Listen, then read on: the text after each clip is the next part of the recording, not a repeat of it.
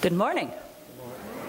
My name is Sue Page, and I was asked to talk about kind of the history of the church because I was baptized here.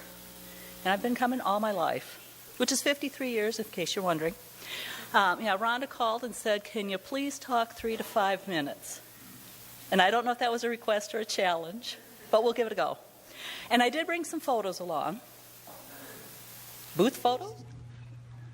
There they are. So there's the white church with the parsonage. It's the same as that painting in the back of the church you've probably seen. This was actually taken from the front steps of my parents' house. They lived at 215 4th Avenue North. And at the time, the church realized they needed more space. So they began to plan to grow. And what they did was they took the parsonage down. You got the next one? There they are. Here's my sister Barb. Isn't she cute? And they loaded the parsonage up on a flatbed, and they're taking it off somewhere, and I honestly do not know where it ended up. And then the next picture shows the empty space that was left. And where that is the education wing. And since Mom was a Sunday school teacher and they did live across the street, Barb had perfect attendance. So she got to do the groundbreaking. Yeah, she was in first grade. Don't ask her what year it was. 1958. So after they, and then we have one last historical picture here. There I am, David Hassett and Mom and Dad in the old part in the old church. People realized early on that we were going to need more room. So after the parsonage was moved, and they came along and built that education wing, they began to plan for future growth. And I had a lot of good memories in that old church. We had a lot of worship services. There were the beautiful stained glass windows that Mom kept me distracted by pointing out during the sermon so I didn't kick the pew in front of me. We had all the Christmas pageants. We had our brownie troop down in the basement. And I don't know if you know that old church smell. I think it's a combination of potlucks and coffee. But there's that certain smell that just takes you back. And those red and green asbestos tiles along the side of the wall that formed the shuffleboard court. Yeah, we had that too. But at a certain point, this sanctuary was built in 1971, and that white church was taken down. And at the time, we didn't have enough money to do more buildings, so there was a tunnel that connected this building to the education wing down on the lower level.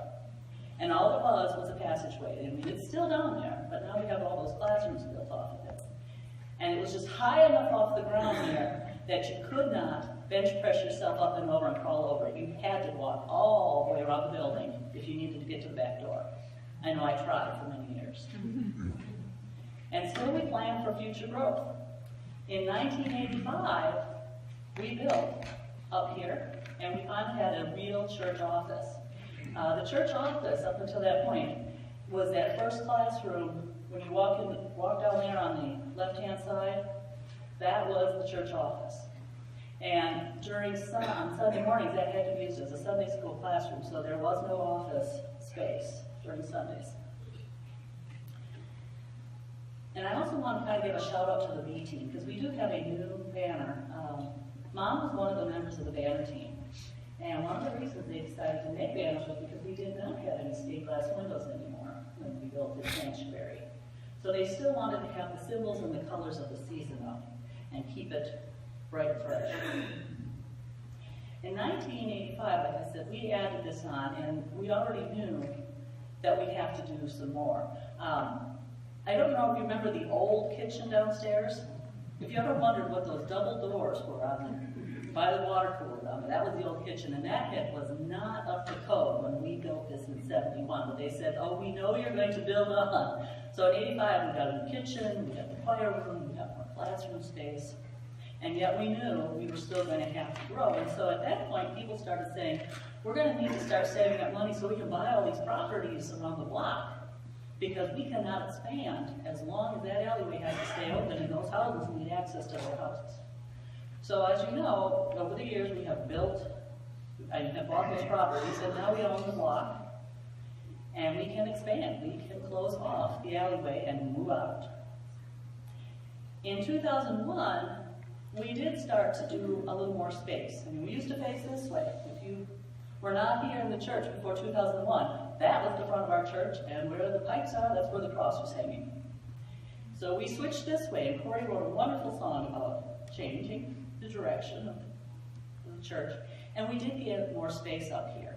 And we added more rooms, and we opened up the narthex back there, so we'd have space for people to meet and to congregate. But there were some few problems, and noticeably in that east entrance. In the corner, you know, the ice strips, we get ice problems. It's very hard to have a welcoming entrance when you have yellow caution tape wrapped halfway around the steps that people can't walk up there. And that ramp, I'm sorry, that ramp does not work very well. My mom used to say, I'm a little envious about First Lutheran Church. They have a pull-up driveway. They have a covered entrance. You can just pull up with your car and get out. Mom always took the steps. She had a walker, but she was not steady enough on her feet to walk up that ramp. Plus, you have to go all the way past the telephone pole even to access that ramp. So every Sunday, she would come and she would walk up the stairs, and I'd carry the walker behind her, and someone in heaven would say, "Ma'am, there's a ramp right here." Yes, thank you for pointing that out, but it doesn't always work. So she was looking forward to having a ramp.